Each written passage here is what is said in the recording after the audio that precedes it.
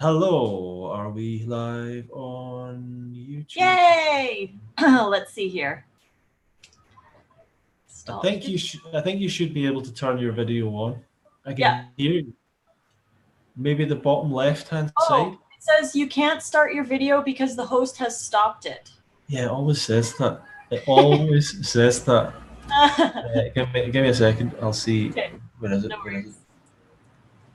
Oh, whatever. Allow panelists to start video. It should allow you to do it now. Okay.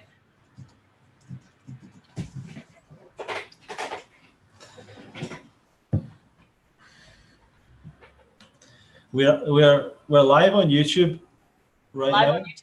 Sweet. Live on YouTube, so I'll just say hi to everyone on YouTube and. Okay. There we go. Oh my gosh, it's bright. If anyone's got any questions, we're going to have some questions. It's bright. Yeah, hold on. Let me see. Okay. So thank you for anyone who's. Oh wow. Oh yeah. Cool. Okay. If I can turn my screen. That's a little better. Okay, nice. Yeah, it's still kind of bright. Yeah, because the window is right on the other side of the computer, so. Yeah, I've got this. So is mine, but I've tactically put this, whatever you call it. So let me see if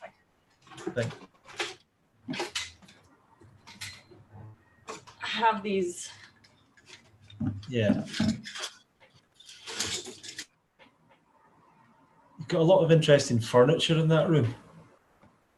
Do you like collect chairs or something? Oh, geez. Thanks for joining, Christina and Eve.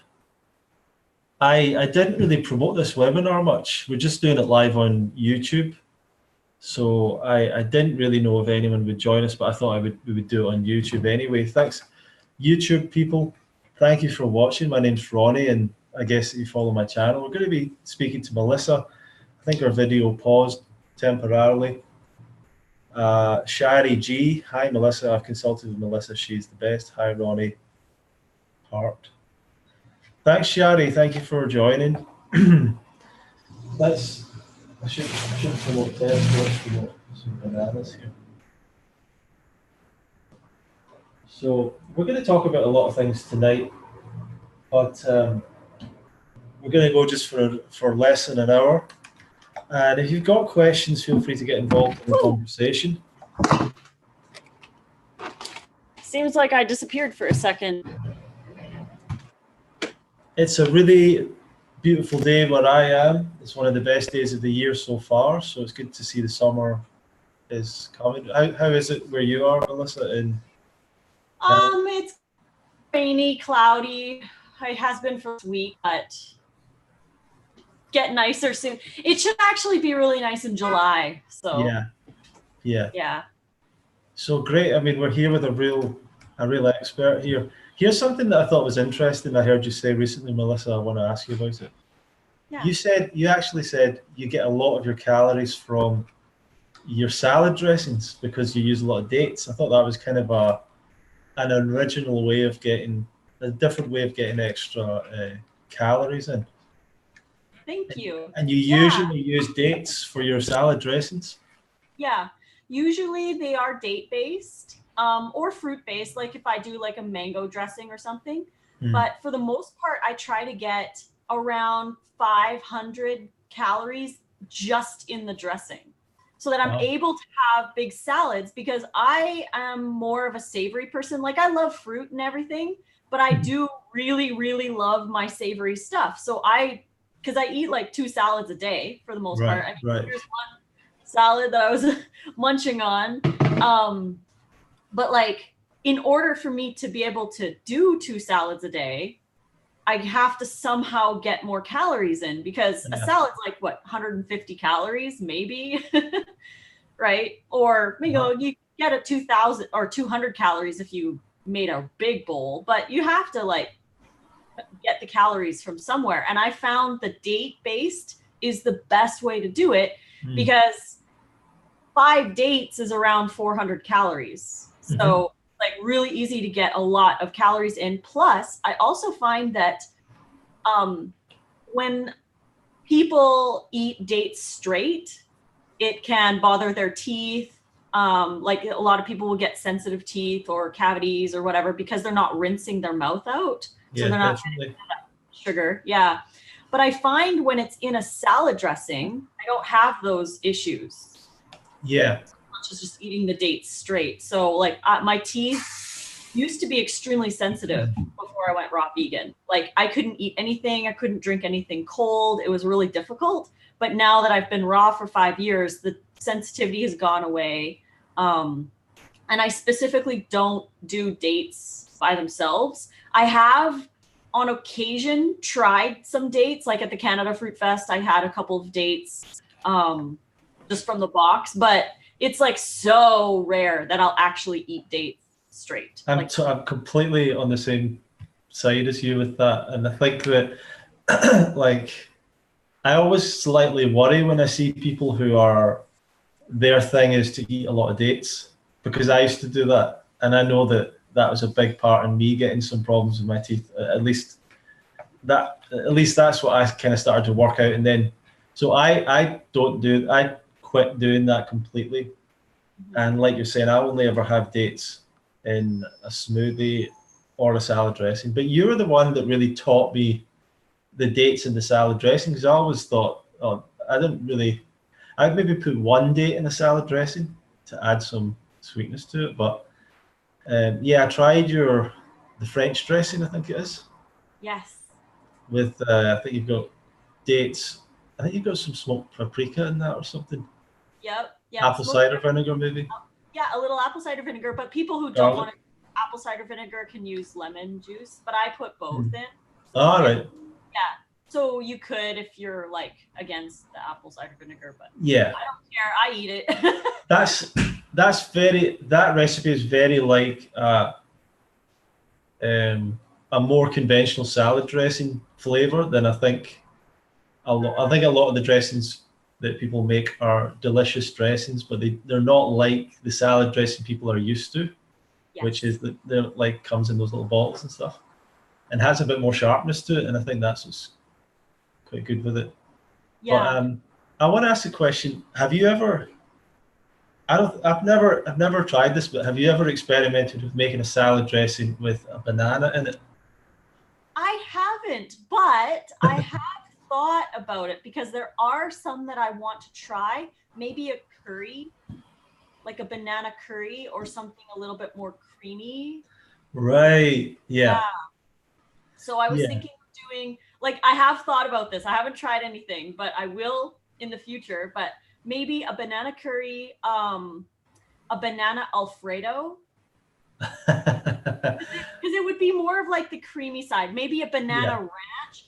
Because the thing is, with salad dressings, like all the bottled salad dressings that you find, and they're all savory, but they almost all have sugar as the number one ingredient. So when people are like worried that maybe having 6 dates in a dressing is going to be too sweet, it can be too sweet for people who are maybe hyper tasters, who have too many taste buds, and things can be really intense.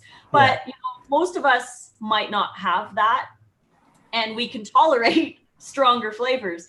But for the most part, like I like what you said, it's more like a conventional recipe, because so many people have come to me and said, your recipes are game changers because they're transitioning over and they need something that's raw, that's high sugar, high calorie, lots of flavor, so that they can eat big salads. So that's basically why I chose that, because I was so used to seeing all of these dressings with lots of sugar. And I was like, well, what could I use that's not like a syrup or like agave or regular sugar? What could I use? And I'm like, dates are perfect. I've always resisted putting a banana into anything savory because I just think it would overwhelm.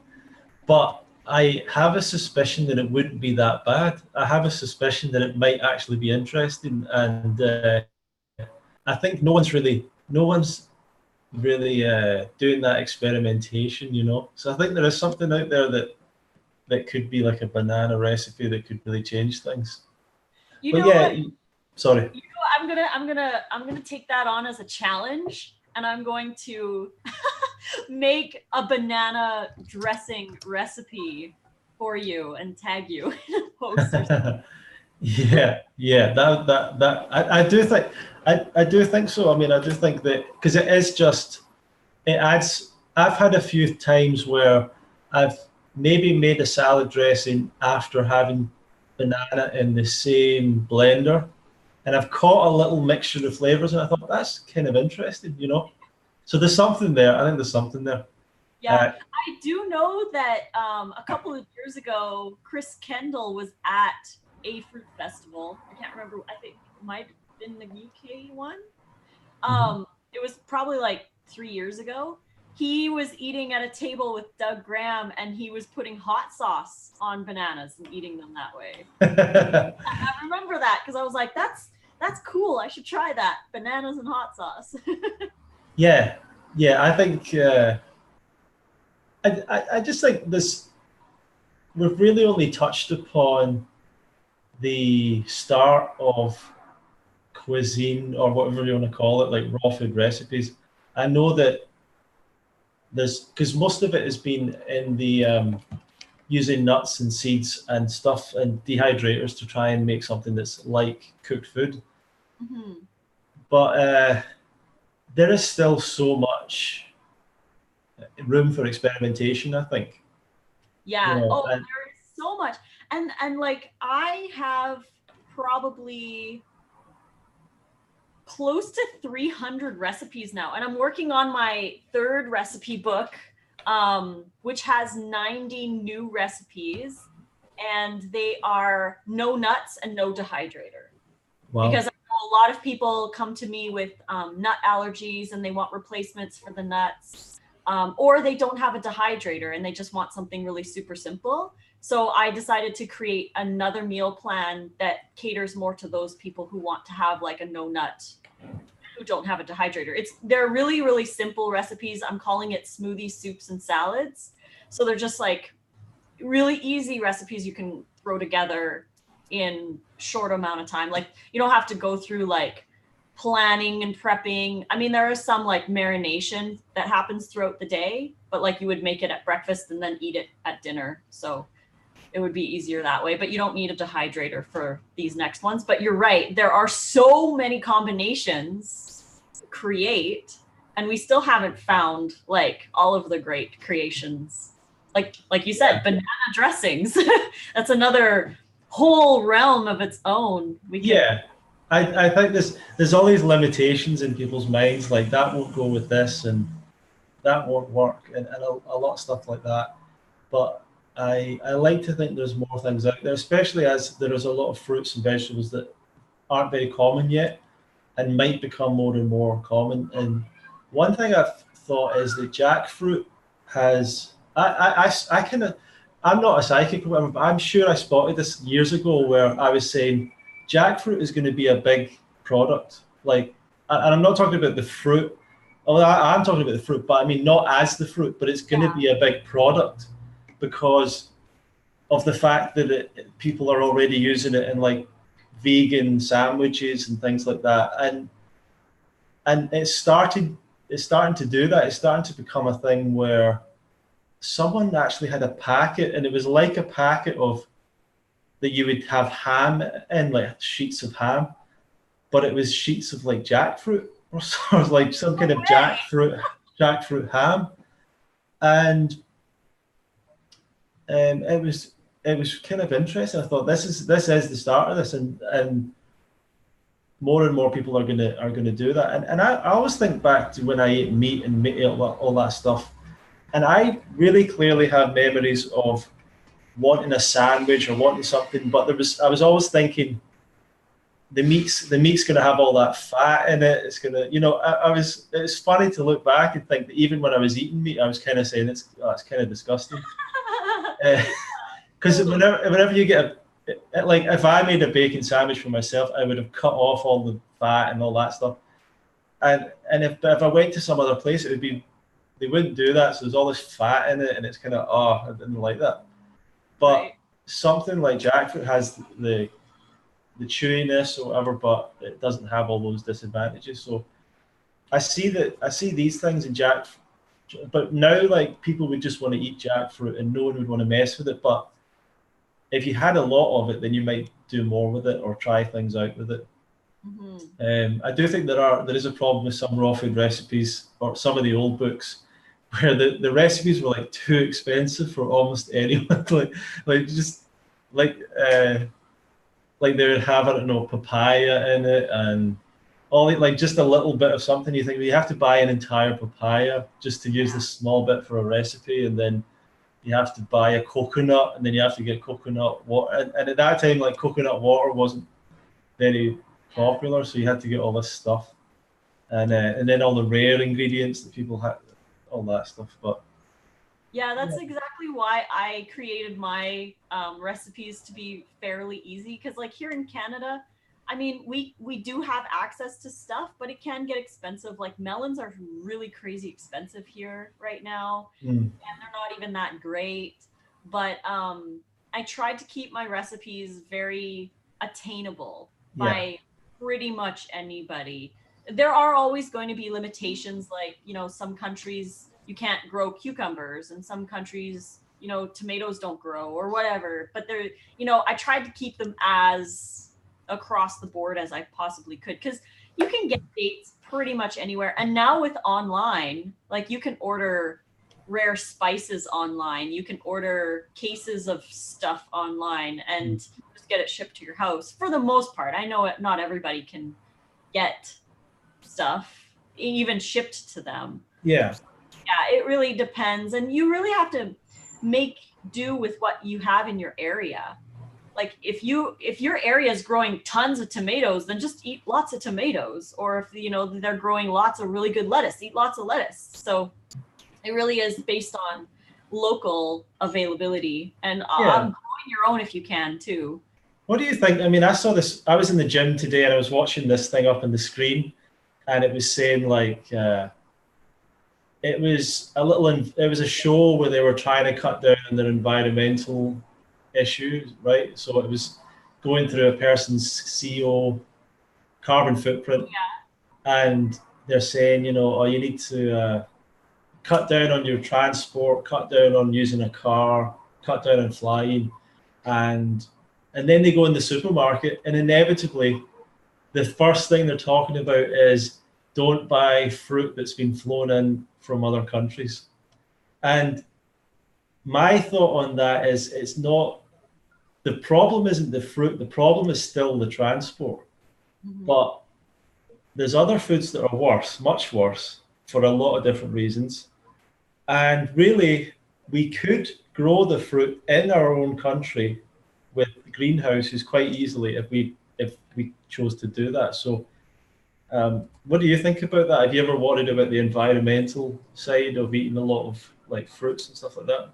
Yeah, I have. And in all honesty, like none of us can be perfect. Like we can't be 100% perfect according to who? Like how do we compare ourselves to other people who may be living in the tropics where it's more available and they're not getting anything shipped in or whatever? But yeah, we have to do with what we have available. But also I find peace in knowing that I am not contributing to the number one cause of environmental problem, which is consuming animal products. So yeah, I mean, it is tough. I do try to get like local in the summertime when we have a lot more local foods. But I think a great solution for this would be exactly what you said, growing our own tropical stuff. But that's going to take a lot of like heat, especially for like in Canada, to grow stuff over the winter. We have to like heat the greenhouses to certain temperatures and temperature control and all of that kind of stuff. But I think ultimately, and I don't know the science or the numbers on this, but I think it would be cheaper and less resources to do that if we converted all of the factory farms into greenhouses and provided that kind of food for everybody. That would be a lot more ideal. Yeah. It would be all local, because like I get a case of 20 pounds of tomatoes. They're grown locally here in a greenhouse. So there's no soil, there's no pesticides, there's no none of that, because they just grow it all in a controlled environment. I can get a case of 20 pounds for 30 bucks. Mm-hmm. Cheap. Like I don't have to worry about any of that. And they're so delicious. They're better than, store-bought tomatoes. And yeah, I love them. The heirlooms, they're so good. I'm seriously addicted to them. But yeah, I think that there is a great possibility for us to change over, and we have to. There's no option. We are running into a problem. I actually just read a meme online that said 36% of all the animals on the planet are human beings. 4% are wild animals, and 60% are factory farmed animals. That's shocking. Yeah. So there's twice the percentage of factory farmed animals as there are human beings. So if we stopped eating animals, the population of animals in the world goes down by 60. Like that's unbelievable. Yeah. And then we could make room for more wild animals to flourish and everything. We won't be destroying their habitats, and it's just like we've totally made a mess with this planet, but at least we can try to do the best that we can with what we have available. And I think like higher north is harder because we have to truck things in from far away during the winter, because it's just hard to grow stuff unless we all this would be like the dream would be like if the government subsidized everybody to grow have their own little greenhouses in everybody's house or something like that. So we could all have the opportunity to grow our own fruits and vegetables. But it's just not the way it is. I mean, I know that even further north of me, that there are people that grow grapes in greenhouses. Now, I don't think that they heat those greenhouses. I think they just have, the structure with the glass and everything and whatever. And you can also grow a lot of stuff against a wall, because walls like hold in heat or something. So there's such a massive capacity to grow our own stuff, and I think that to me that one of the big shifts that is quite clearly happening is that people are going towards vegan options, and I don't necessarily think that means people are going vegan. I think people are trying vegan options and they're just enjoying them more. And we're going to see over a short period of time that the percentage of animal products in people's diets is going to go down, I think, just because in the UK, at least, these products are just like having such an impact. Companies come out with a vegan something and they have a crowd of people outside and they get loads of press attention and it has such an impact. So I think that's just a good sign. There's a little bit of resistance. I saw a funny thing recently where Arby's, the restaurant in America, they came out with the carrot. The carrot made out of meat, because everyone else is doing like meat made out of vegetables or whatever. But yeah, I think that the more people that try it, the more people will get it. They're going to feel better and it's going to taste better. Anyway, we've got some questions that I might as well go through from YouTube. So Shari is saying, still been going back and forth on raw cooked. Was so much easier to do raw when it was fear-based for healing. Now that healing not needed, any wisdom, motivation to go back to 100% raw? That's a really interesting question, because if you are for a lot of people, going raw is a necessity. It's like life or death for them. And if they don't switch or come out of like their food addictions or whatever, then it makes their illness worse or what have you. But I think for me, because I never had any kind of like life-threatening illness or whatever, for me, it's more the prevention, because I look back on my life, or I used to anyway, I would look back and be like, what if I ate healthy for the last year? Where would I be? Right? Or what if I worked out for the last year? What would my body look like? Like, I would always look back and then regret that I didn't do something. Yeah. So now, being a raw vegan, I think about where I would be today had I not changed. Like, where would I be? I would be like, I swear, I would be like 300 pounds. I would probably have been diagnosed with diabetes. Like, my life would be really difficult if I didn't choose raw, right? Wow. So I look at things like that as more like prevention. Like, where do I want to be in 5 years? Because in 5 years, like, you know, you blink your eyes and 3 years goes by and you're like, what happened to the time? So I don't want to blink my eyes and look back and be like, geez, I wish I would have been raw for the last 3 years. That is such a killer question. I love that question. Where would I be now if I hadn't gone raw? That is really kind of amazing, actually. And that would be good to ask a lot of people that. A lot of the people that are raw, like, where would you be if you hadn't gone raw? And I remember before I went raw, for example, I was starting to feel like pains in my knees and in my hips. And I wondered if that would have and it went away completely the first week that I kind of went raw and was eating fruit, went vegan, just went away. And I wonder if that would have progressed. I wonder what would have happened there. And like, I remember going to the gym and work and being on a treadmill or something, and my heart was started doing something really weird, you know? Yeah. Like, it was just, it wasn't functioning right. And it's things like that make you think, maybe I was prone to like early heart issues, or you just don't know. But that's what that question to me is so interesting. Like, I mean, forget all the people you've met and all that stuff, but even just the impact on your health. Yeah, because we don't know where we would be.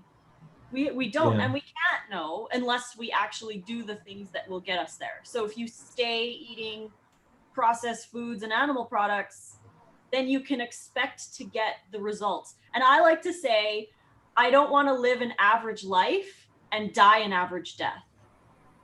So I'm not going to eat the average foods and do average things that will ultimately lead me to the average death, you know, because most people die of heart disease, cancer, diabetes, all of that. I don't want to die from one of those. So I try my best to prevent it. I'm not saying that raw vegan is like the fountain of youth. It'll protect us 100%, but it's the best option that I know of to prevent those as best as possible. So I don't want to die an average death. I'd rather die naturally, the way, you know, like just old age or something like that. That's my dream anyways. that's what that's how I'd like to go out. But I don't want to have to die from something that I knew that I could prevent. Yeah, and I also think that when we talk about someone that isn't raw or isn't 100% raw, we like the idea that person would at least be, you know, very high raw, and the rest of the food they ate would be a very healthy version of whatever that was for them. But for me personally, if I wasn't raw, I would slip back quite easily to bad habits quite a lot of the time on cooked food. So it's I think it's not as clear as you're just a little bit healthier because you're raw. It can be a big, massive difference, I think, because like I would be going from no junk food and nothing even similar to junk food to it's probably going to slip in every week, every now and again, and that kind of thing if I go off of a raw path. So I think the difference would be big. But for me, like it's feeling the difference in my own body, and I just feel like I can't do this to my body. That's I feel like guilt about that because I don't feel like my body is mine and I can do what I want with it. I feel like it is something I'm in a relationship with, and whether you want to believe that you're a spiritual being or whatever, and you inhabit a body, whatever you want to think, but I think I've always had this idea that the body has its own, it's kind of its own thing in a way, and I don't want to treat it badly. I don't want to put it under stress when I know that all it is doing is trying to do the best for me all the time. And there's very little in life that is always trying to do the best for you all the time. And to respect it and allow it to do its job, to me, I just couldn't bring myself to do that anymore. And that's just where my position is. But I fell back on cooked food after a number of years raw, and there was so many differences very quickly. And people don't understand the difference it can make because they've never done raw for long enough. And small silly things like you eat. I ate the first time I was eating whatever it was, some cooked food, and it was so dry in my mouth. It was so difficult to eat. It was so weird that I'd forgotten how to eat cooked food. It was so strange. You have to drink a lot of water with it. Yeah, absolutely. And things like I remember having like a falafel thing, and I was like, "How do people eat like this? Is so dry." It was unbelievable. And then it would go into your stomach, and it would just sit there, and it just sat. And I thought, I haven't felt this, and even with eating lots of nuts or anything like that, I didn't feel that. It just sits there, and it's just there, and you can't. And raw food, it just goes into your, especially fruit, it just goes into your body, and it's just disappears. Is my feeling, and yeah, and then I would see changes to my skin, and then the craziest thing for me, this was on a vegan diet, because going back to a cooked vegan diet, and I don't have salt really ever on a raw diet, so if I start with eating cooked food, I was adding more salt in because you kind of have to add salt in a little bit, and there's salt in it and basically everything, and I would get reactions to the salt, like I would get itchy, and I think that was like, I don't know what that was, like the salt coming out in my sweat or whatever, and it was itching, so I would get this itchy feeling. I didn't like it, but the funny difference I got was, and this is a weird thing only I can say for myself, I can't say it for anyone else, but I used to have a thing where my hands or my arms were kind of sensitive, but I didn't really realize it. So if I accidentally banged my hand against something, it would be quite a shocking feeling. It would be quite sensitive.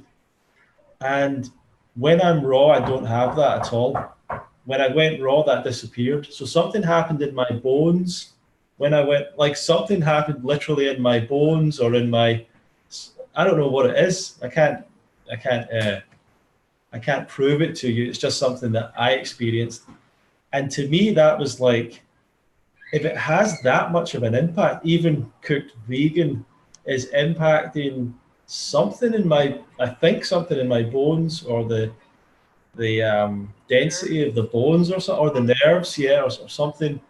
I just thought, nah, there's a huge difference there. It's much bigger than people think. Yeah. And that's more and more, I think, with raw vegans that we start to get that, like, there's a much bigger difference between raw and even the healthiest cooked diet. Like, there is a big difference, I think. Yeah. Yeah. I've heard a lot of people will do raw and then maybe go to high raw where they're eating, just like a sweet potato in a salad. And they still tell me, they're like, I still don't feel as good, right? Maybe they think the calories or whatever. And it's okay for some people if they need the extra calories and it's not going to cause like that food addiction. Because for me, Yeah. I'm like you, like if I had a salad with a little bit of quinoa in it one night, the next night it would be way more quinoa, less salad, and then the third night it would be roasted vegetables and potatoes. Like I wouldn't stop at just a cup of quinoa. And for the majority of people, we have these food addiction problems, and not everybody can just stick to a cup of quinoa. We end up going down this road and then eating all kinds of things, and then it ends up being junk food and processed food because what happens is you have that cup of quinoa and you're like, well, I didn't feel that bad. And then you try other things and you're like, well, I didn't feel that bad. One more day and I'll go back to raw. And then you do it again and again and again and again, and it ends up being junk food. And you're like, why am I not raw?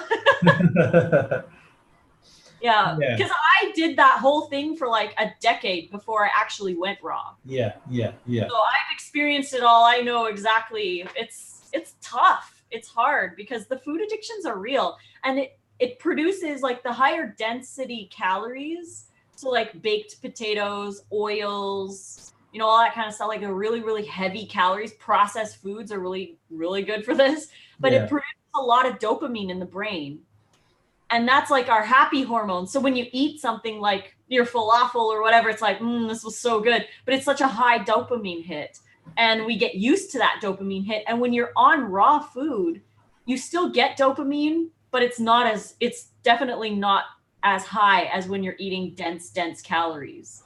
So we still get the dopamine, because the thing is, the human body produces dopamine in 3 circumstances mainly. Number 1, sex.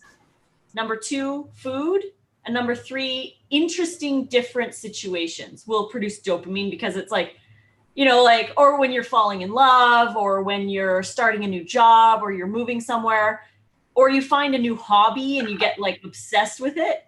That produces a lot of dopamine. You get like, you get addicted to this new feeling.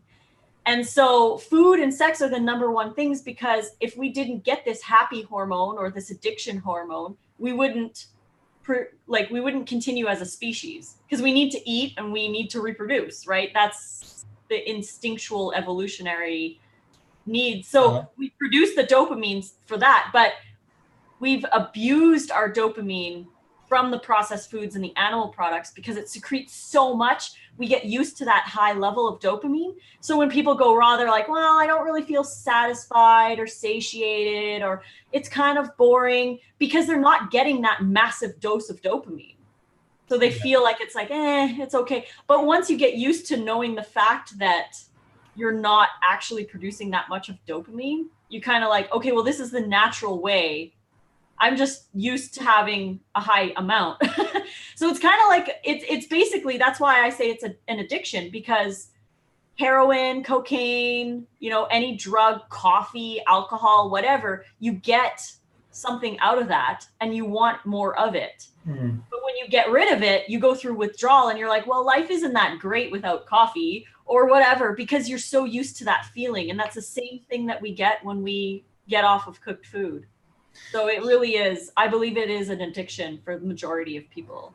Do you think it could be a strategy that if a person is coming away from cooked food, that they could consciously try and find interesting, different situations, experiences and things like that they can maybe like try and find a new hobby, a new environment, a new job? Do you think that might help a little bit? Or I do agree totally. And like being creative in the kitchen, right, as well, growing your own food, these things are very satisfying for us. So like a new hobby and all of that, like the other things that produce dopamine can really help, because we're filling a void with the cooked food. We're filling this emptiness inside us, and we're looking for outward stimulant to make us feel normal, I guess, or something. But it's so dysfunctional because we've grown up our whole lives feeling this. And then when you cut it off, It's like a whole new realm. You're like, this seems so not normal, but it is normal. It's this that was not normal and that we just got used to. So yeah, it's a really intricate subject. And I've been doing a lot of research on dopamine lately because I do want to eventually write a book on food addictions and stuff, because it's a topic that's not really spoken about a lot, because food is food. It's part of our lives, and the processed foods and all of that are fun and interesting, and they produce the dopamine hit and socially acceptable and all of that kind of stuff. So when you get out of that, it's like, well, now what? Because people used to say like, oh, well, Lissa, don't you enjoy your life anymore? Like, come on, have a little bit, enjoy your life. You only live once, blah, blah, blah. And I'm like, I enjoy my life so much more now that I'm raw than I did when I ate those foods. And I realized that when I got rid of those foods, I actually didn't enjoy my life. It was the food that I enjoyed. Wow. It was food at the social gatherings that I enjoyed. It wasn't the social gathering itself. Like, I went for the food, or you go to a certain restaurant for the food. You have traditions and like Christmas and Easter and all of that kind of stuff, mostly for the food. Like, people go to have those meals, right? Yeah, sure, they celebrate everything, but that's not me like a big enough focus. It's always the food, the food, the food, the food. Yeah. Or a lot of people do a lot of gatherings around food. So I try to do things like, let's go to yoga together, let's go on a hike or a bike ride, or let's create some art together, or something that has nothing to do with food. So we disconnect that. And then when I do social gatherings, I go for the people. I go for the tradition. I go for like those things instead of the food. I just eat my raw food there and whatever. But yeah, we have all these connections with food, and it's hard to break something that you've grown your whole life to believe. Yeah, that's really cool. I like that. Interesting, different situations. Yeah, I think, yeah. And I think the other thing I was thinking was that people will attach so much to the food. And what I found with giving up foods and giving up that was that you connect all those emotions to the food, and maybe mistakenly, sort of like you're saying, mistakenly think, well, it wouldn't be the same if I don't eat the same food with everyone else. But it doesn't really make a big difference. And it tends to be with people that eat cooked food. Their meals are very short. Like, they eat for about 10 or 15 minutes and that's it. And they spend about 4 hours preparing it on one of these big meals. And then the meal is over like in 20 minutes. If you were to time it on a watch, like, it's so quick. And yeah, I mean, I was thinking of the fruit festivals that I've been to that really changed my life, and Woodstock, and the Danish festival, which isn't on this year in Denmark. But I have such emotional connections to those places because of the event, right? So I could go to that place that the Danish festival was held at, that I went to for 4 or 5 years, and I would feel an emotion for the place, right? And the corridor, and I can feel it, and I can feel that emotion. And the same with when I go to Woodstock, which I've been to for like 7 times. I walk around the site and just like connect with the place because I love the place. Like, the tennis courts, I feel like I have to go and say hello, like the little arts and crafts room, the little theater place, like the people that work on it, the little paths, the lake and all that. Like, that place to me is a sacred place.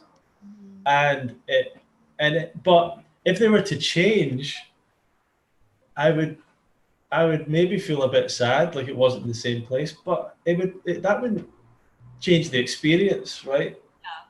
Yeah. It is still the people and the energy, like the place only has so much, but it is so deep in my memories now and my heart and all that. So it's like you're saying, like no one really wants to change, right? And we all associate these emotions with all these things, but I mean, the Danish festival was going to change to the Czech Republic, and I'm sure I would have just as great a time over there because it's the same people and the same environment and everything, and that kind of stuff. So yeah, I know. I feel the same way about the UK festival, because every single time I see a tent or I see those colored triangle, yeah.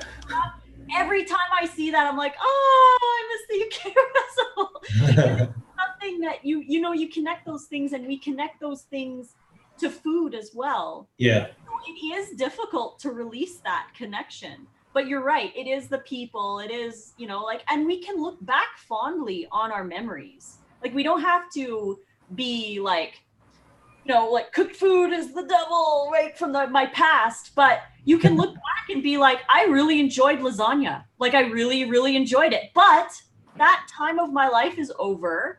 I can look back with fond memories, and I'm going to move forward in a new time. Yeah. This is a new chapter in my life, right? So, and I tell that to a lot of people when I do outreach for veganism. Like, if I'm at a Cube of Truth or something like that, and I'm talking to somebody about veganism, yeah, I will bring that up, because they're like, but I love meat. I've always loved meat. And I'm like, that's okay. You can remember that love, but that doesn't mean that you continue. Like, let's move into this new world that we need to create. And you can still look back fondly on your memories. Yeah, I one thing I find weird, Melissa, is whether it's a vegan or a raw vegan, but probably I hear it more from vegans, is they say something like, if someone mentions cheese or milk or some animal products, and they go, "Oh, that's disgusting. I'd never eat that again," and like acting like that. And I kind of feel like there's something not very genuine about that, because I've not eaten any animal products in 7 or 8 years. I'm happy to say that, I enjoyed those things. I'm sure that they still taste good. That's the taste isn't the reason that I stopped eating them. And I find that a bit weird when people say things like that, like, or if it was a raw vegan, they're like, oh no, I'd never eat cooked food. Like, it's like, don't pretend you didn't enjoy it when it was there. Like, it was enjoyable to eat, and that's why everyone does it. Yeah.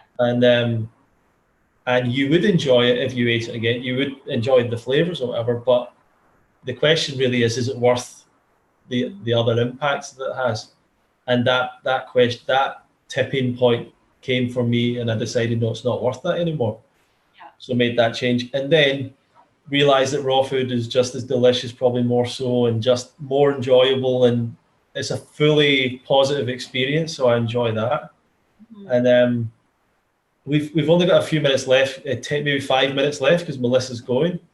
Yeah. But here's something, a friend got in touch with me recently. He went vegan about 6 months ago. He's been losing weight. He's been feeling really good. He's kind of going raw a little bit as well. And he's saying, he phoned me up and he's saying, no one gets it. No one gets it. I can't believe people can't see it. I'm speaking to my parents, I'm speaking to my friends. They just make fun of me. They just don't see it at all.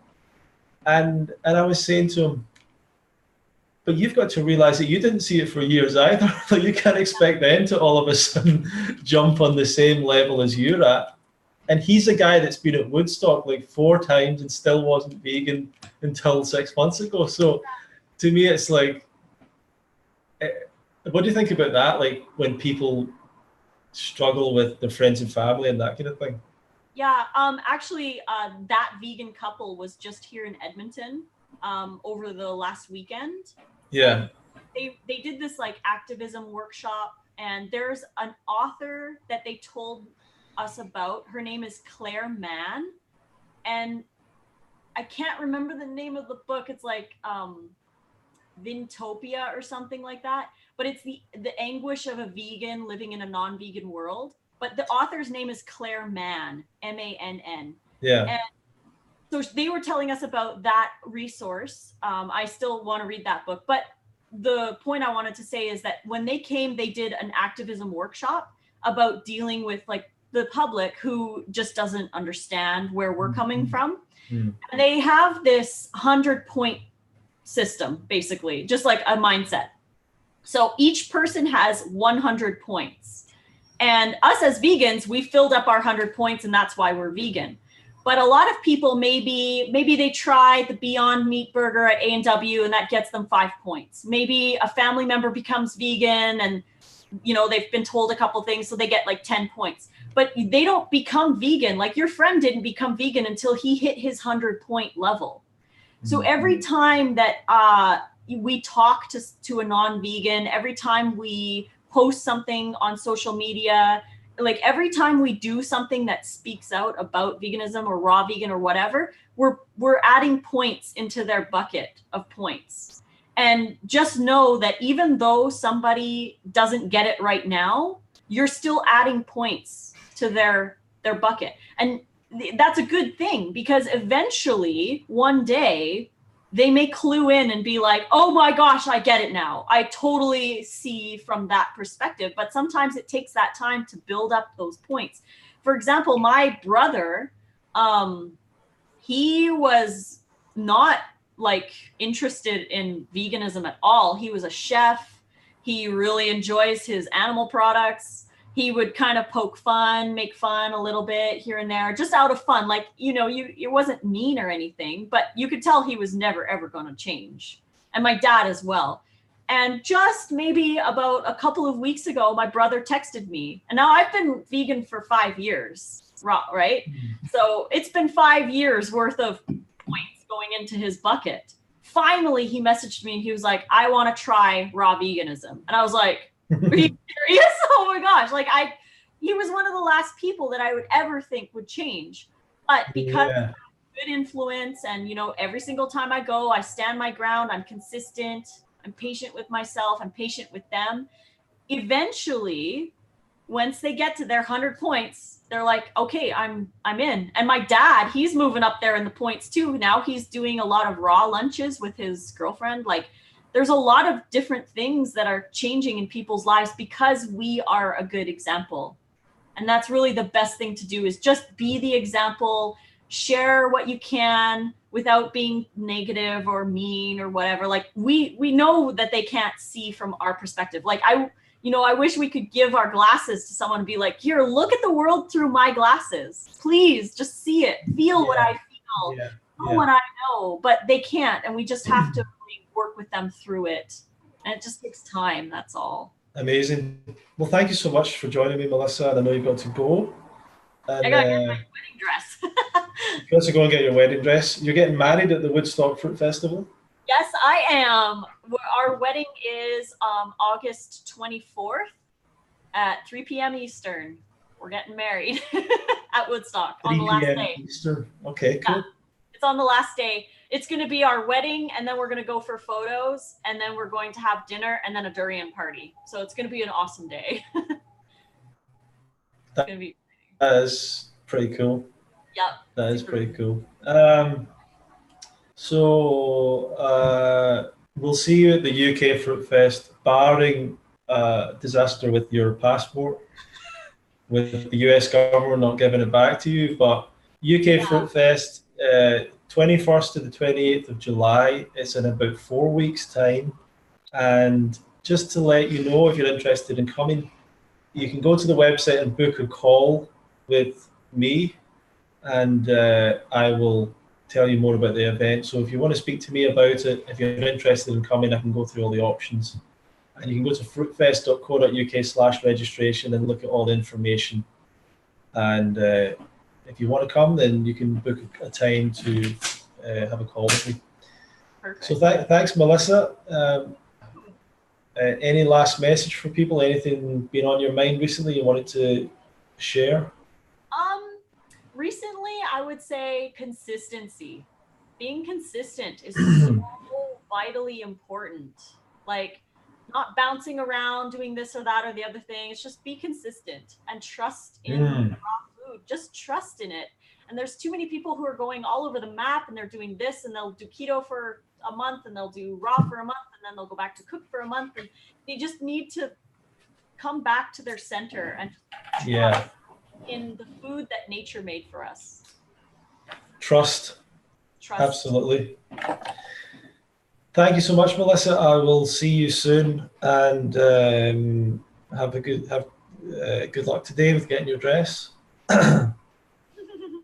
Okay, I will. I think I. Okay, excellent. Sweet.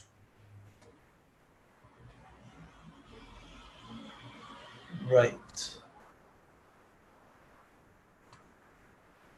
Okay. Well, that was excellent. If some of you didn't see that whole interview chat conversation, that was really cool. Pardon me. I'm happy to stay around for a little bit. There's a few people watching. If we can have a little bit of a discourse, a chat, maybe some questions. I'll look at some other questions. Do you listen to Dr. Morse at all? I don't know if that was for Melissa or for me. I can't speak for Melissa on that one. But I have listened to Dr. Morse.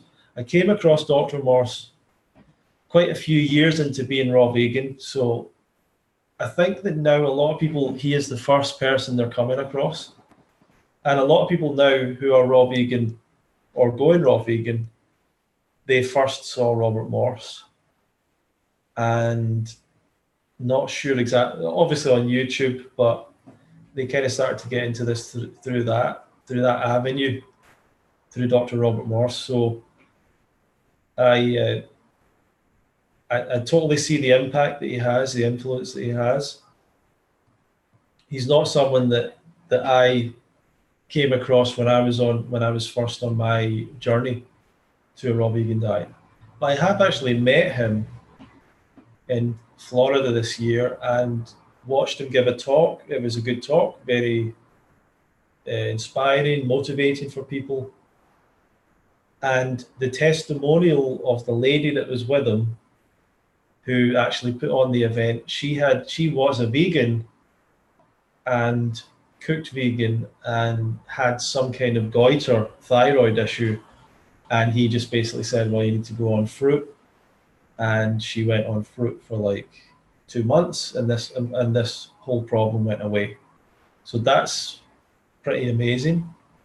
And it's great that you can actually convince people to eat fruit, because a lot of people don't want to do that. But the funny thing about Morse, and I even asked him this question, is what does he eat? And he doesn't really eat a raw vegan diet all the time. And I wouldn't be surprised if he doesn't eat a vegan diet all the time. So I don't aspire to eat like him or have his specific kind of lifestyle. And I think he has this spiritual thing, which is what a lot of people are attracted to.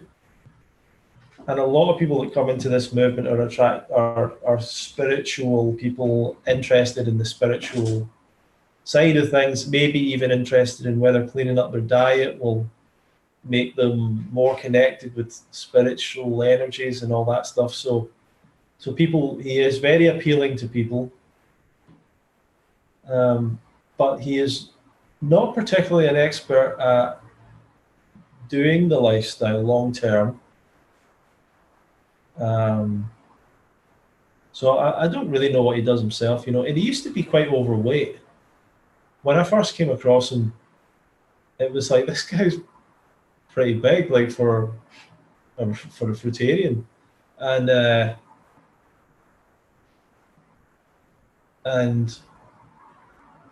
so in the last few years, he's definitely lost a lot of weight.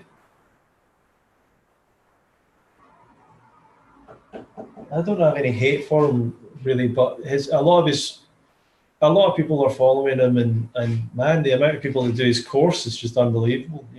Detoxification specialist course.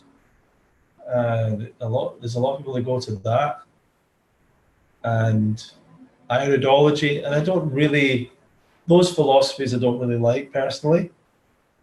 I think iridology is much more to do with the iridologist than the actual practice. And what I mean by that is, I think that some people are maybe have an intuition about what's going on with another person. And he might be one of those people. And by looking in a person's eye, it's kind of like palm reading.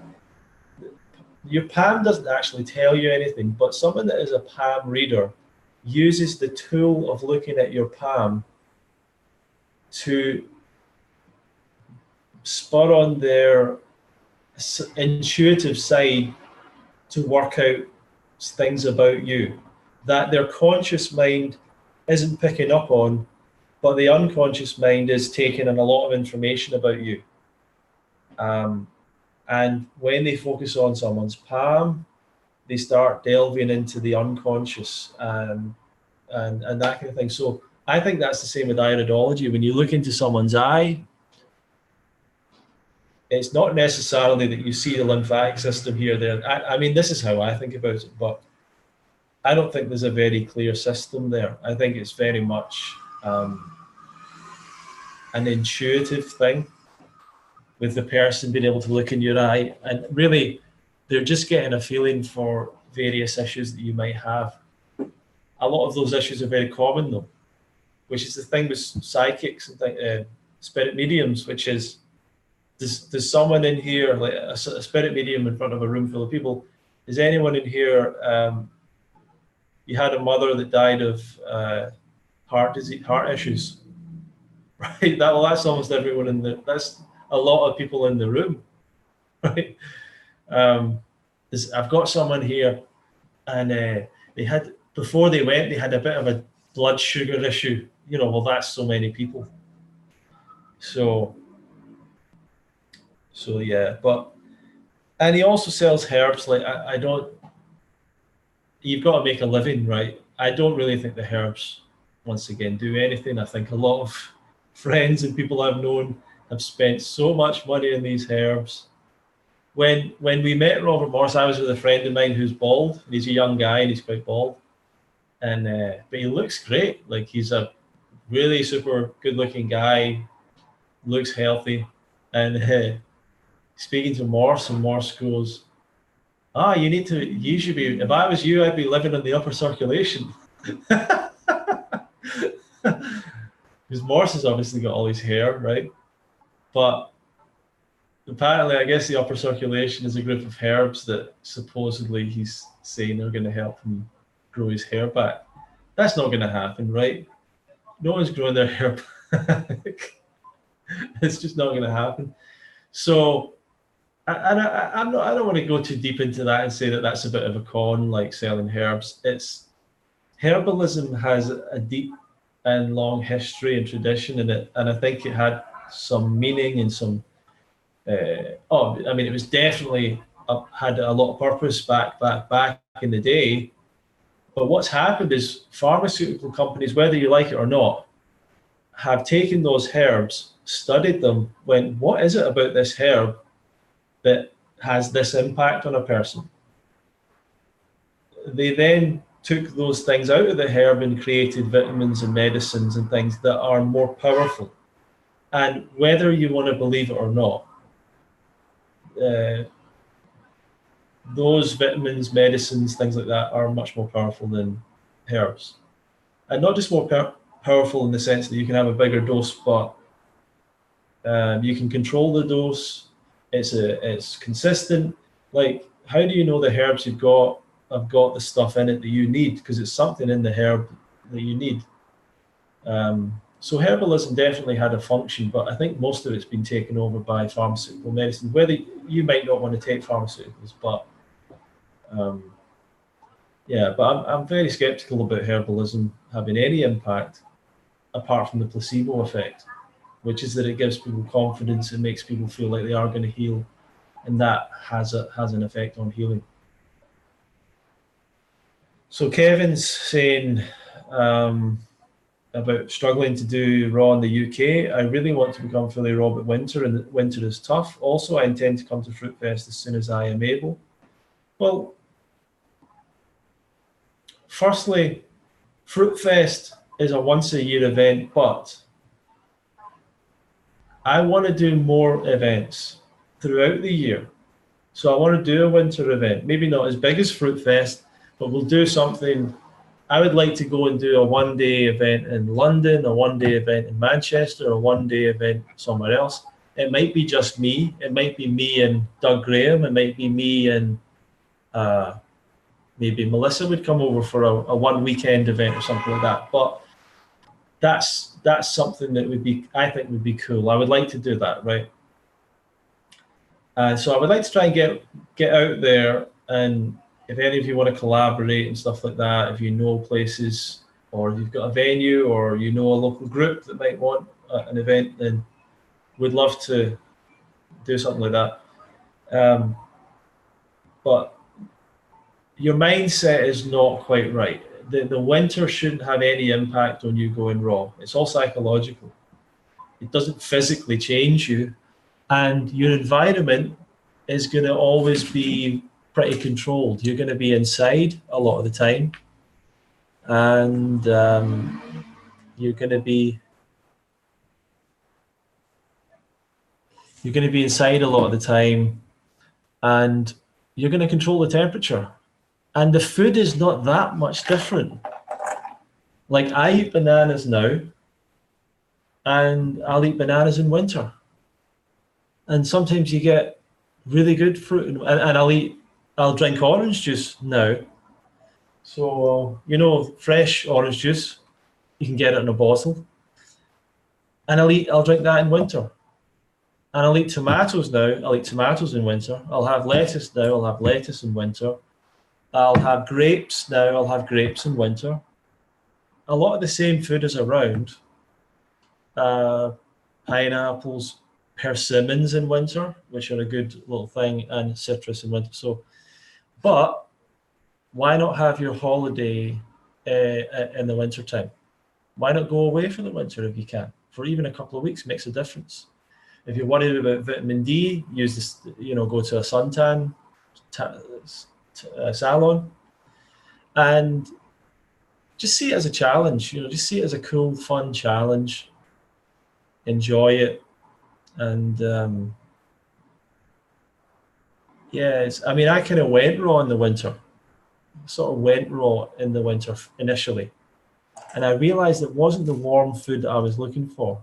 It wasn't the warmth of the food, because I was happy to eat the food cold. When I wanted to eat cooked food, I was happy to eat it the next morning when it had cooled down. I was happy to eat the pasta in the morning. So it wasn't the warmth that I was looking for. It was not the warmth. Cornwall would be a great place. The Celtic nation of Cornwall. We actually did the first fruit festival in Devon. Deer in the headlights says persimmons are my favourite. Persimmons. When people talk about we don't get good fruit in the UK, or there's no good fruit in the supermarket, I'm telling you, I don't know when it was, but it was in the winter. I went in and there was a fig called a Triumph fig. Persimmon. Was it called Triumph? I think Triumph persimmon, or Champion. I think it was called Triumph. Man, that was one of the best fruits from any experience. Was Triumph persimmons that I bought from Tesco, that were nice and soft, that I could go and get and eat them virtually straight away, and they were amazing flavor. You've got to get passionate about fruit. You've got to start, like, if you're ever around Doug Graham, he'll say, man, I had some outstanding peaches. Like, he'll talk about fruit like it was the most amazing thing ever. This is out of this world. I had this melon, it was unbelievable. You've got to start, when you find that good fruit, this is all you need is one good fruit to get you through like a while. And so you go, and if the persimmons are there, but sometimes it's the snowball melons, and the snowball melons are just really amazing. So for a few weeks, just go and get snowball melons. Now, you still have your bananas, you have different things, but you only need that one amazing fruit to feel like life is good, the fruit is good, and life is good. You don't need infinite variety. And I want to tell you, pretty good Doug Graham. I'll do a better Doug Graham impression, but I want to tell you, the fruit isn't that good. There's nowhere else where the fruit is like so much better. There's no magical place. I've not found it. I would love it if someone gets in touch with me and says, I'm a fruit farm specialist. I've got the most amazing little farm with all the fruits of the world and the best seeds, the best varieties. Come and hang out. I mean, I would put on a fruit festival there. That's what I'd love to do that, where we go to the place and we pick fruit. It's very hard to do that, right? It's very hard to do that. But that's what people want. Like, ultimately, that's the thing missing from the fruit festivals, which me and Andy Cowan, who's on here, we went to the Danish festival and we would go down the road and we would pick cherries. And it was one of the best fun times. Me and Andy picking cherries, which I've probably got a video about that on this channel. But when you're picking fruit, everything falls into place. It's like the game over. Like there's no other food that we can be designed that is meant to be the food that we eat the most of. Whether you want to say we're omnivore or whatever, but there's no food that clicks as much as when you're there just picking the cherries or whatever the fruit is. But the cherries was just like special because all of the stuff in your, it's like, here's all these parts of the brain that we're meant to be using all the time popping on, like fruit picking stuff, this, like all coming on. And it's like, okay, looking through the cherries, there's some good ones, there's some good ones over there. Your brain is just like overload with stimulation. And then you start eating, you opening them up, make sure no maggots in there. Good. Here's some more. Oh, and you're just looking and all. It's just, that's what we miss out every day, is using this intelligence we have for going into the forests and finding fruits, and then being like, hey, didn't we get some fruit last year and it was down there? Let's go and check it and see if we can find that stuff. Like that's what our brain is all about. We are not dogs or carnivores. A carnivore can smell its food. So it doesn't need, a carnivore does not need to be able to memorize the geographical area that it lives in. If I was to come to wherever you are right now and say, Andy, Kevin, Arson, so on, who's people who are watching Deer in the Headlights, I would like you to take me to a place where we can get food. Any food, right? If I was to say, take me to a place where there's food. And you would say, well, we can go to that restaurant, we can go to that supermarket, we can go to that shop, we can go further into town and go to that place. There's another 3 places there. There's a takeaway over here.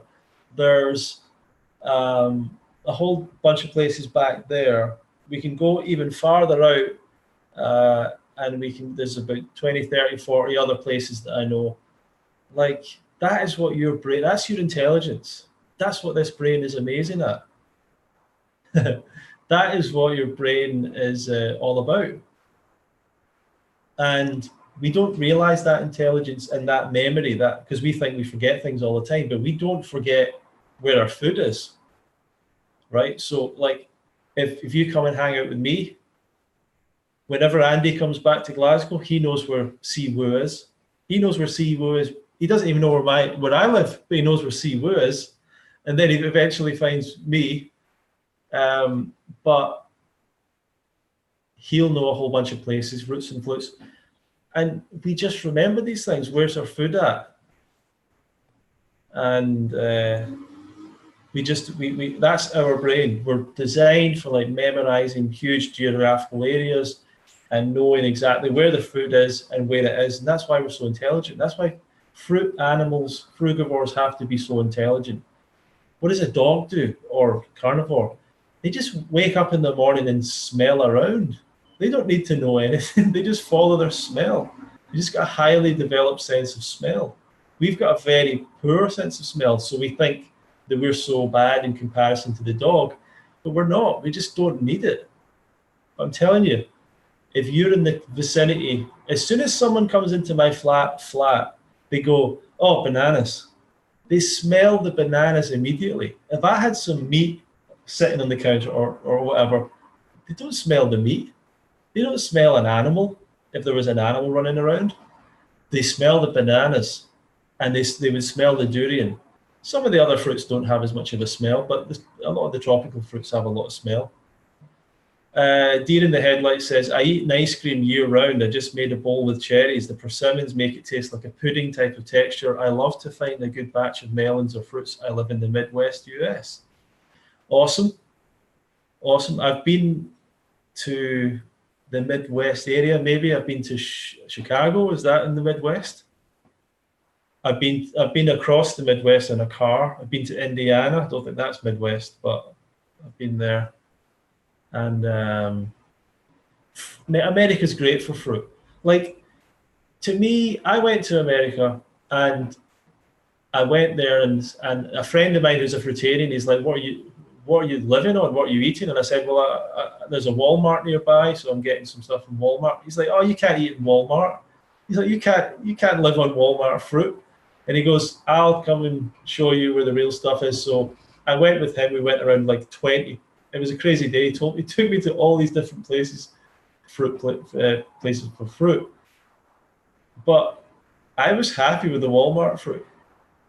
And maybe I've got a low standard, but I am really super happy with simple. I don't think the Walmart's bad, or any of these places. I don't. I wrote a list actually. There's distractions when it comes to food.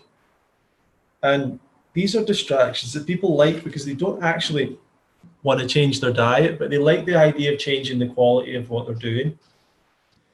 So, for example, people get worried about their water and they want to improve the quality of their water. So they get a water distiller, or they might just drink bottled water.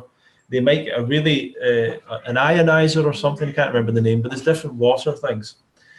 And then they might go completely organic. So they focus on organic. And then they might go to GMO, non-GMO. So they're really focused on non-GMO. And they're maybe focused on local food. And they're maybe focused on, I don't know. I mean, there's a bunch that I would agree with, like unprocessed, whole food, raw food. Like, these are the things that I would look at, but they would look at, has this been shipped into the country? Has this been heat treated? And is this in plastic? They'll think about a whole bunch of things. Is it gluten-free? Is another one. Has it got sugar in it? Has it got this in it? Has it got that in it? Or whatever. Is it low in the glycemic index or whatever? Like, all these different classifications that people add to food. And to me, it's like, well, why don't you start with eating healthy food? Like, forget about all these things. Like, don't get so scared about the idea that there's GMO and non-organic, and that a lot of the food's shipped in, and that the water. The funny thing with water, for example, so no one used to drink bottled water because it's free from your tap, right? I don't drink a lot of water, by the way. Raw vegans don't drink a lot of water, but water is free from your tap.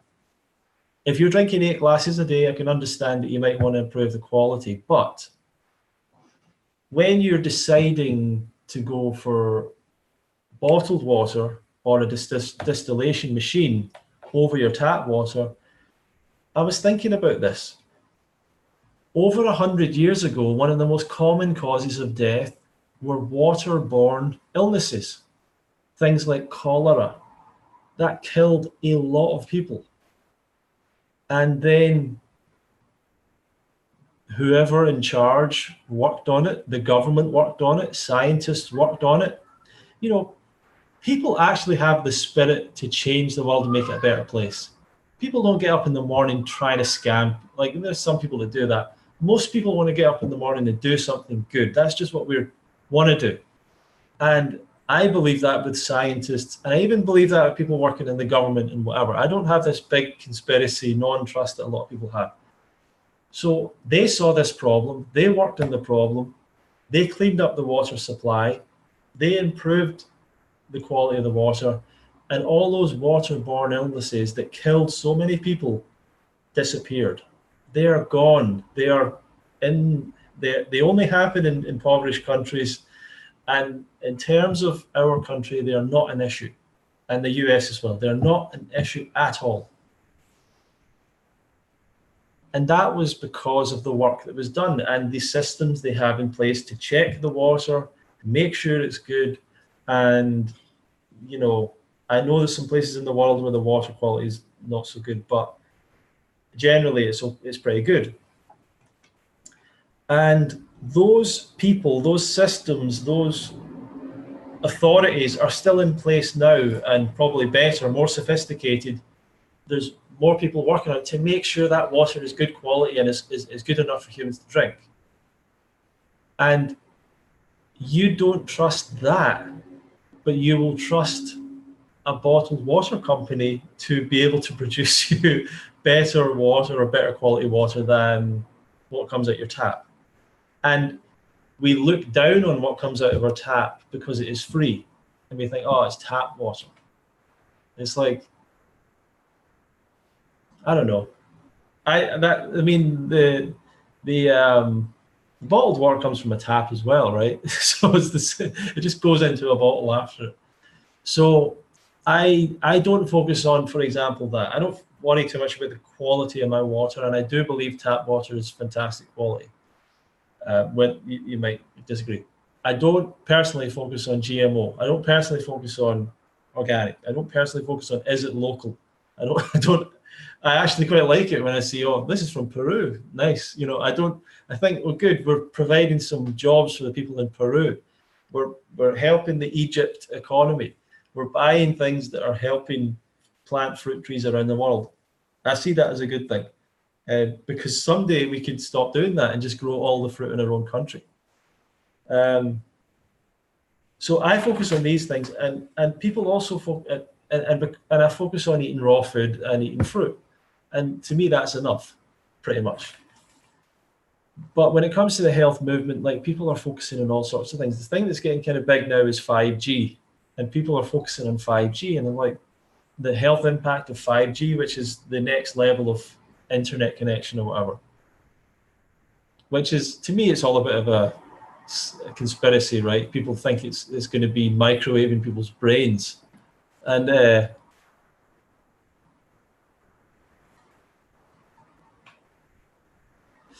you know, so, and there might be some problems with 5G, but it's like all these things that have come along, the internet, the millennium bug or whatever, probably when they were installing electricity, probably when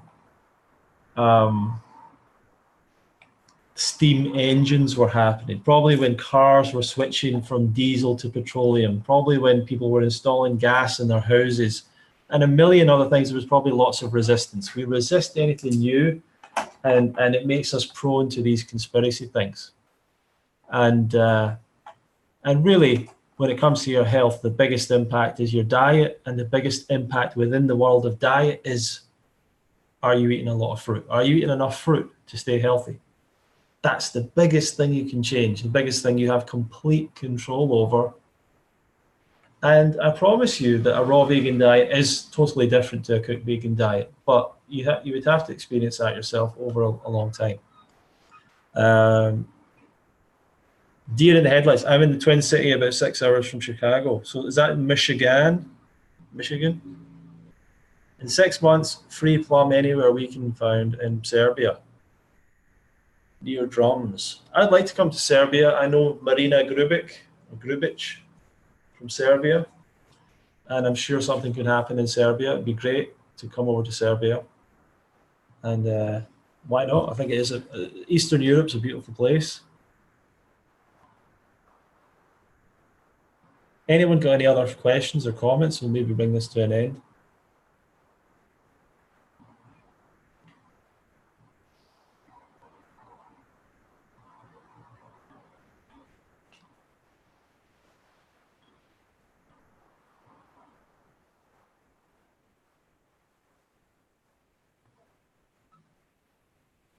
Glenn, hi, I'm from Cornwall too. We'd also love to welcome you down here. Excellent.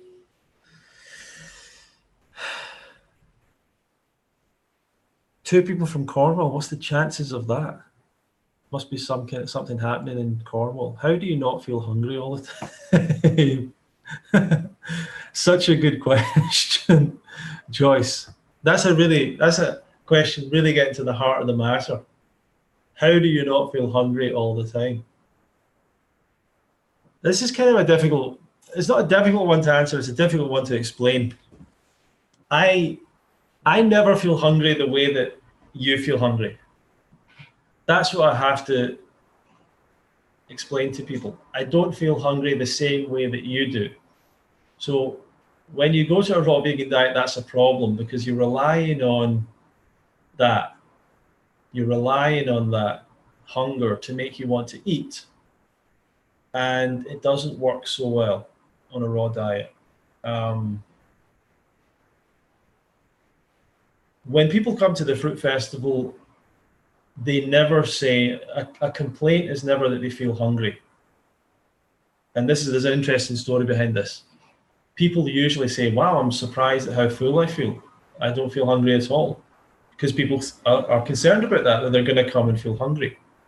The reason they don't feel hungry is that raw food is quite voluminous. It's got a lot of volume, and it's also, obviously with fruit, it's got an available and high sugar content. Those two things are what make your desire to eat switch off. Your stomach expanding and your blood sugar rising. Those two things make your desire to eat switch off.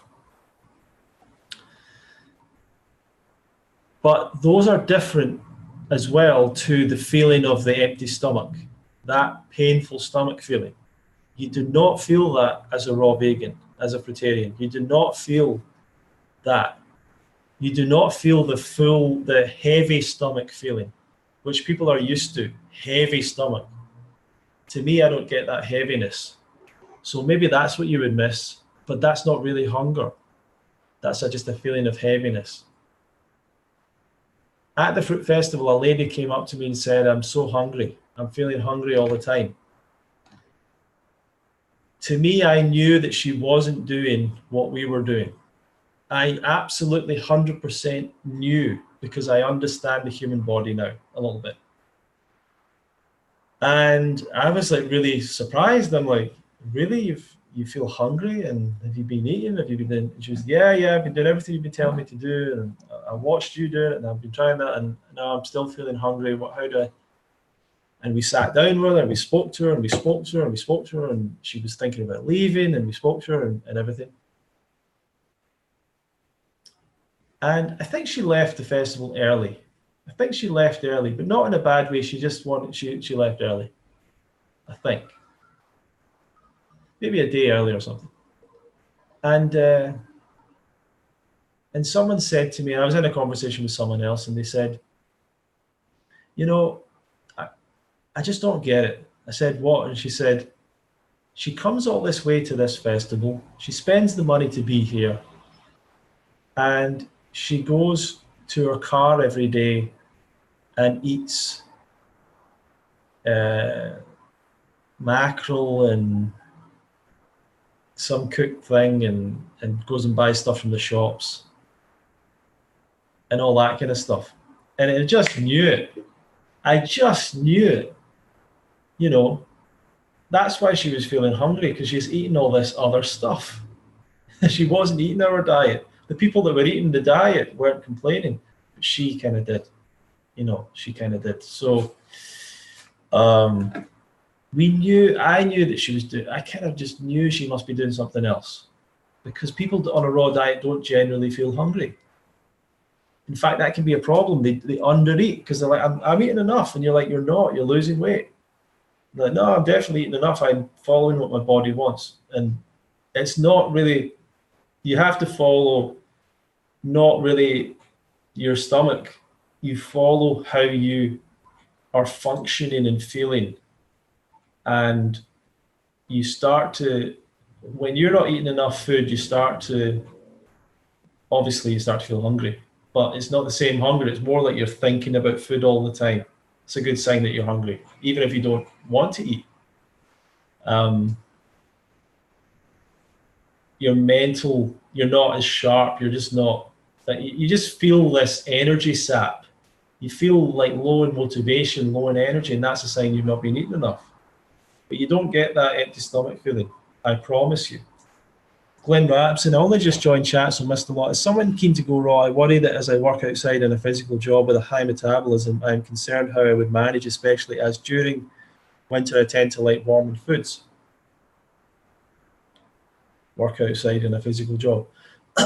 If you have a physical job and you work outside, you're going to be burning a lot more calories, especially in the cold weather.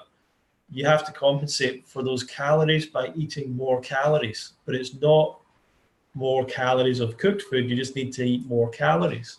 So as with everyone, you have to work out what is your lifestyle and then design your diet in alignment with that.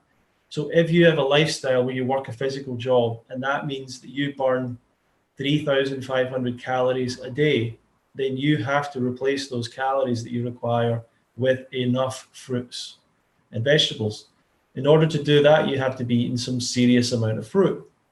And the best way to do that is bananas, probably. Big smoothies of bananas, or smoothies of dates and bananas to get a lot of calories in, or mangoes maybe, or orange juice to get a lot of calories in. You will have to probably do smoothies, big smoothies to get the calories in. If you are feeling cold in a raw food diet, that's a sign you're not eating enough. That's a sign that you've been under eating for a couple of days. You're starting to go into a little bit of a under eating thing. And then in winter, like everyone likes warm food. It's not really different for anyone. Everyone likes warmer food. But on a raw diet, you get very quickly used to not having warm food anymore. And there's not a great big difference in temperature between what you perceive as your cooked food and raw food. Raw food isn't cold food, it's room temperature food. It's not cold food. It's the same temperature that your body is comfortable at. So raw food is not cold food. If you want to heat up raw food, you can heat up your smoothie. But I'll tell you this. If you're sitting there, this is a good test. If you're sitting there going, I'm really craving warm food, I really want some warm food. If in that moment you would not drink a warm banana smoothie or a warm glass of orange juice or eat warm grapes, then you're not really looking for the warm. You're looking for the other things that are in those foods, which is maybe the salt, maybe the other addictive elements, the gluten maybe, or whatever it is that we're kind of addicted to in these foods. It's not really the warm. Because if it was the warm, then just warm up your smoothie. But that's not really what it's about. Chris Kendall used to work outside, and he would make a big smoothie of dates, I think, and he would make a hot chocolate out of it with dates and carob powder, and he would blend it up and he would warm it up. And that's what he would do as a raw foodist when he worked outside. So yeah, I can see that maybe being something, but it's probably been not always the warm. Anyway, thank you for joining me tonight. We'll maybe do these more often. And thanks for continuing to follow the channel. I hope that I'm giving you something that you can use that empowers you, so that you're not having to go and buy all these products that you think are making you healthy. And you can just start eating more fruit and vegetables, maybe go raw. So thank you very much for joining me tonight. Thanks for Melissa earlier on. If you just didn't see that, we interviewed Melissa before she disappeared. So you can watch all this back. Let me know what you think. Feel free to like it. And we'll see you in another video. Speak to you soon, everyone.